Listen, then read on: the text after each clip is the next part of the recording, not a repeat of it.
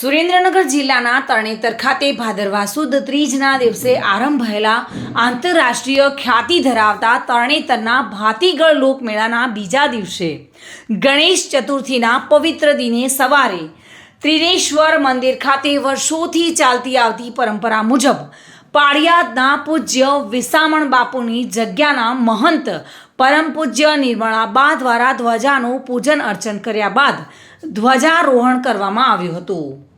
આ પ્રસંગે મહંત પરમ પૂજ્ય નિર્મળાબાએ વર્ષોથી ચાલી આવતી ધ્વજારોહણની પરંપરા અંગે જાણકારી પણ આપી હતી અને આશીર્વચન પાઠવ્યા હતા।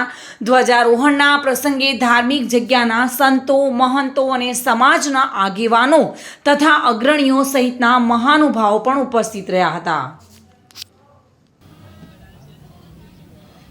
આજે ભાદરવા સુદ ચોથ ગણેશ ચતુર્થી, આવતીકાલે ઋષિ પંચમી એટલે તરણેતર ત્રિનેત્રેશ્વર મહાદેવના પટાંગણમાં પરંપરાગત મેળો જે ભરાય છે તે કેટલો જૂનો છે એનો કોઈ ઇતિહાસ મળતો નથી, પણ સ્કંદ પુરાણમાં પંચાળ પ્રદેશનું જે વર્ણન છે એમાં ત્રિનેત્રેશ્વર મહાદેવનું વર્ણન છે અને એમાં કહેવામાં આવ્યું છે કે ઋષિ પંચમીના દિવસે તરણેતરના મંદિરની ફરતા જે કુંડ છે, એક શિવકુંડ છે, બ્રહ્મકુંડ છે અને વિષ્ણુકુંડ છે।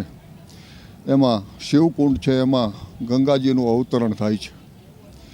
એટલે આ મેળો ચોથના દિવસે પરંપરાથી પાળિયાદની ગાદી ઉપર જે મહંત બિરાજમાન હોય તેઓ કોઈ પણ સંજોગોમાં અતિવૃષ્ટિ હોય, અનાવૃષ્ટિ હોય, કોરોના હોય, પણ અચૂક આ મંદિર ઉપર ધજા ચડાવવા માટે આવે છે અને એમનો પ્રયત્ન છે કે આ મંદિરમાં જે ધજા ચડે છે એ વખતે એક એવું સુંદર ધજાજીનું પ્રોસેશન કાઢવું અથવા તો વરઘોડો કાઢવો કે જેમાં લોક સંસ્કૃતિ જળવાઈ રહે।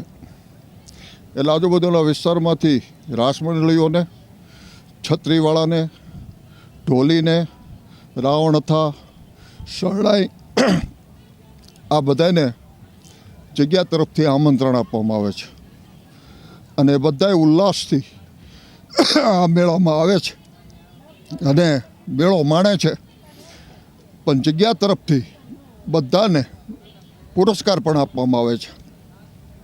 એ પુરસ્કારનો આંકડો લગભગ 2 થી 2.5 લાખ જેવો થઈ જાય છે, પણ મેળામાં જે કલાકારો આવે એને મેળાનો ખર્ચ નીકળવો જોઈએ અને મેળામાં આવવામાં ઉત્સાહ રહેવો જોઈએ। અને જયેશ મોરી સાથે bureau report, today Gujarati news.